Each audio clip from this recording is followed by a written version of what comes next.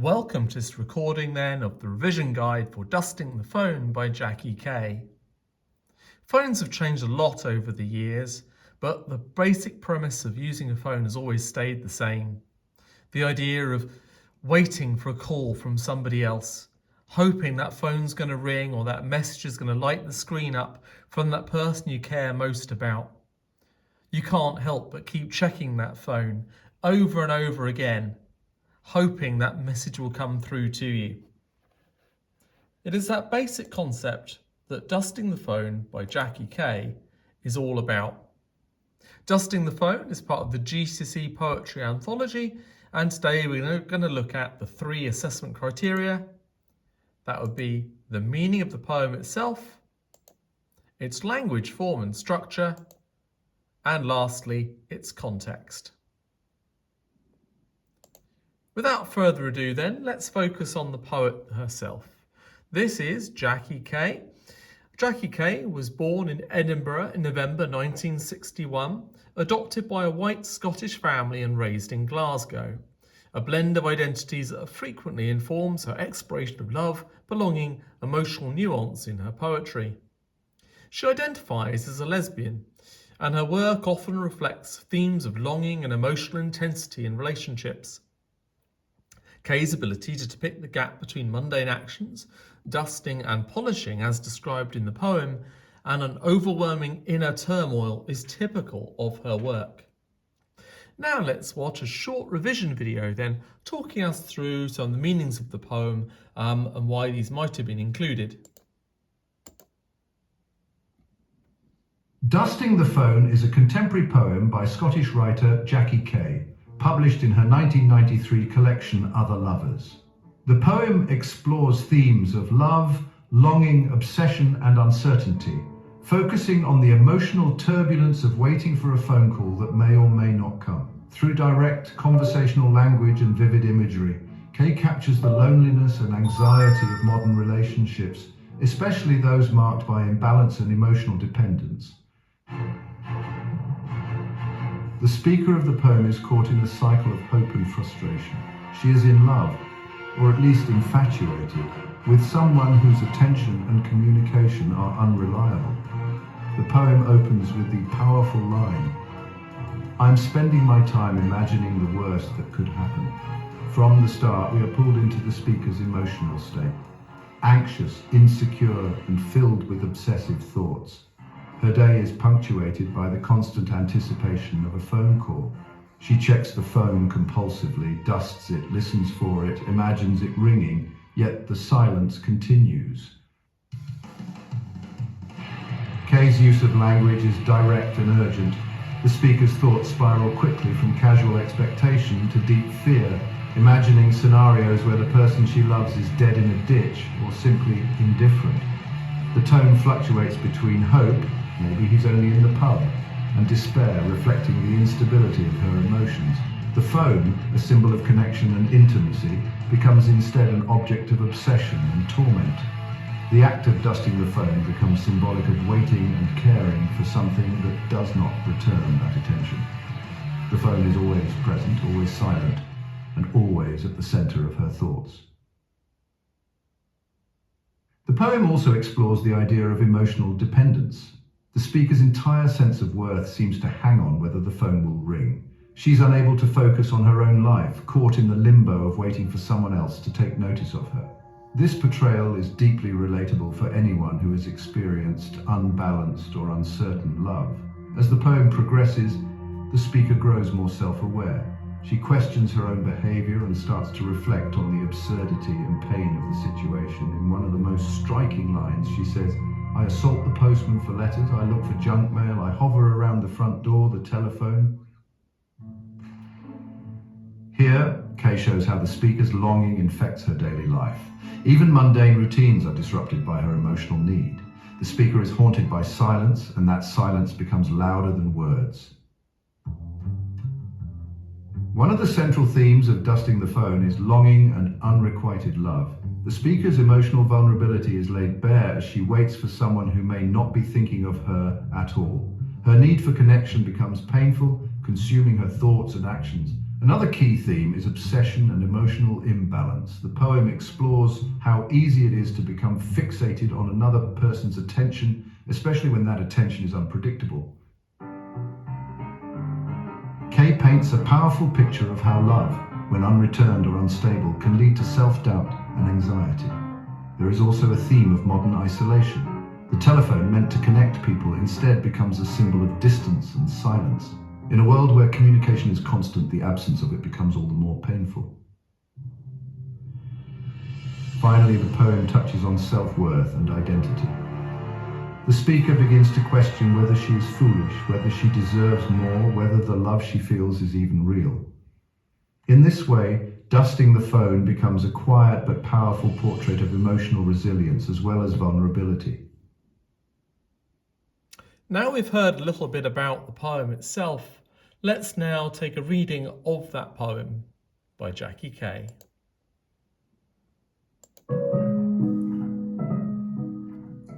I am spending my time imagining the worst that could happen. I know this is not a good idea, and that being in love, I could be spending my time going over the best that has been happening.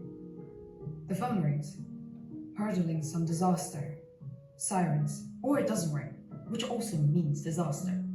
Sirens, in which case, who would ring me to tell? Nobody knows. The future is a long-loved hand, an empty cup, a marriage, a full house, one night per week in strangers' white sheets.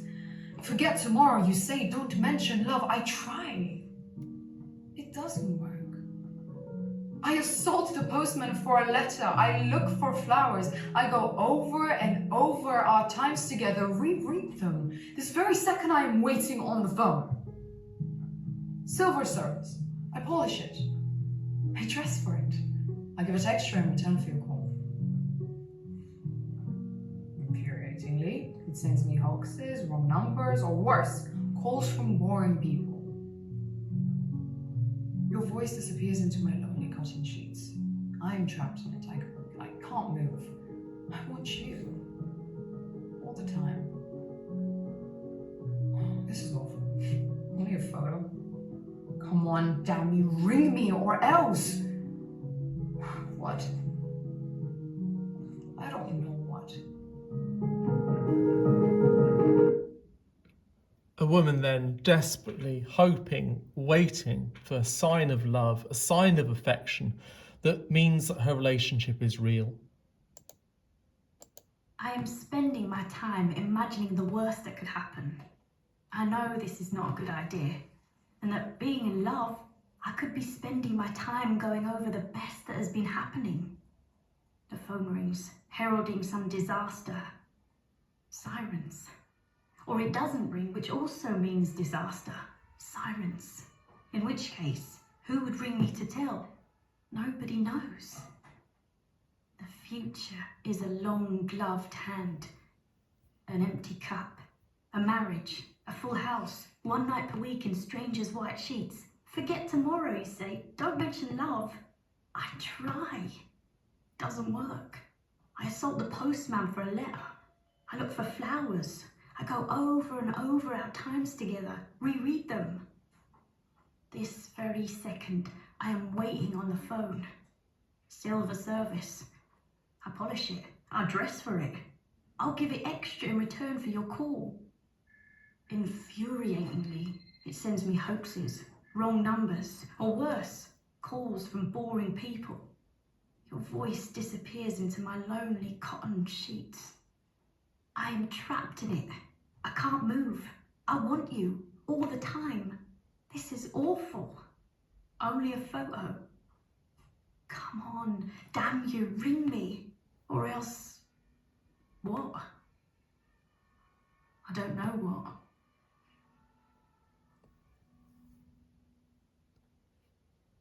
Perhaps a very real account of what modern love is really like.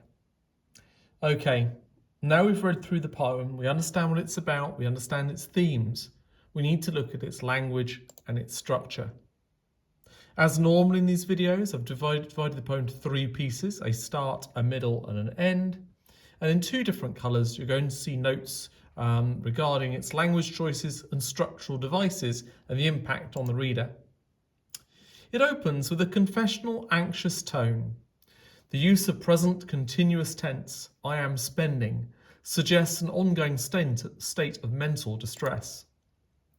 The phrase, imagining the worst, reveals catastrophic thinking, a symptom of emotional insecurity or obsession, possibly rooted in fear of abandonment. This line immediately places the reader inside the speaker's obsessive internal world, setting the tone for the poem's emotional volatility. The mindset is irrational.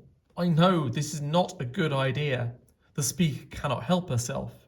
This contrast between rational thought and emotional panic reflects inner conflict and emotional vulnerability.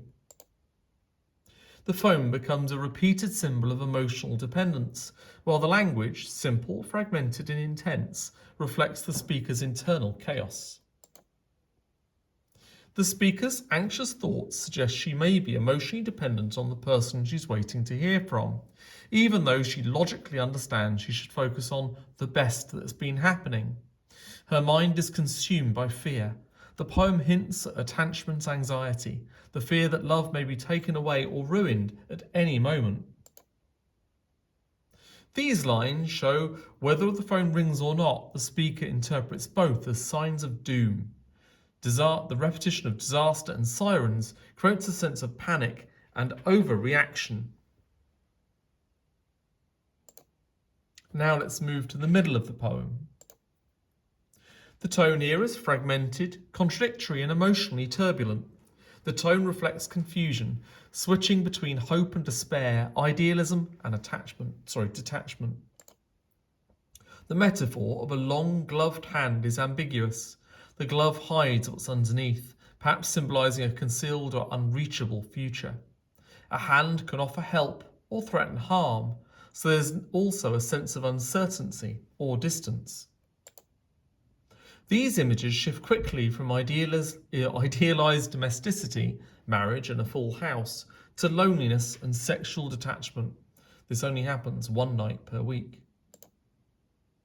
This suggests a lack of emotional commitment from the other person. They want to avoid emotional attachment while the speaker craves it. You say, don't mention love. The phrase also shows a power imbalance. One person sets the emotional boundaries, the other one struggles with them. Flowers symbolise romance, care and communication, but she doesn't receive them. This line suggests expectation met with disappointment. The speaker is elevating the importance of the call to something sacred, showing how much emotional energy she invests in even the idea of hearing from this person.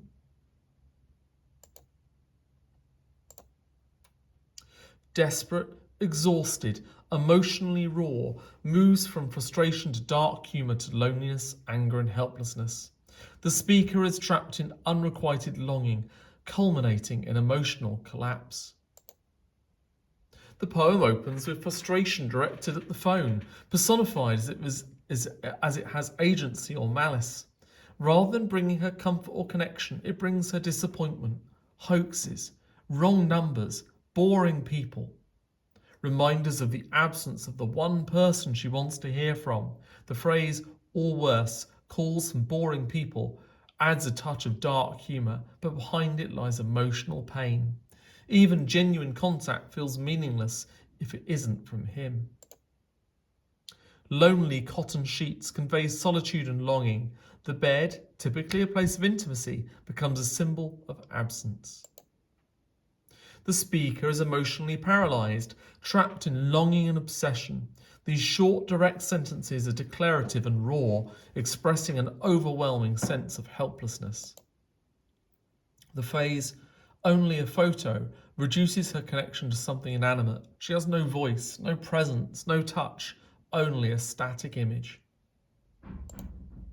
The final line, I don't know what, is fragmented, unresolved, mirroring her state of mind. The poem ends on ambiguity and helplessness, with no closure emotionally or narratively. Let's now summarise the poem then into who, what and why. The poem Dusting the Phone is about a speaker who is deeply obsessed with and emotionally dependent on a distant and unresponsive lover.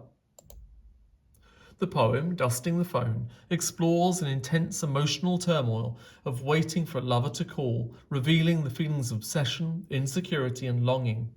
It portrays how love can lead to anxiety and emotional instability, while communication is uncertain or unreciprocated.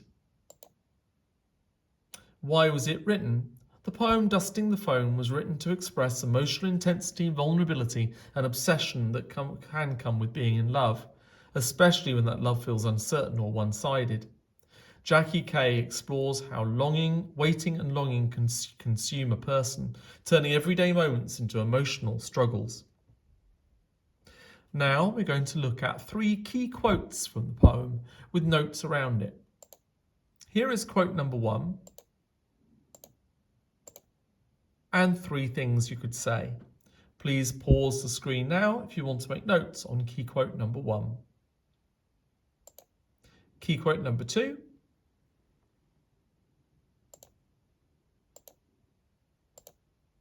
And once again, 3 things you could say. And key quote number 3.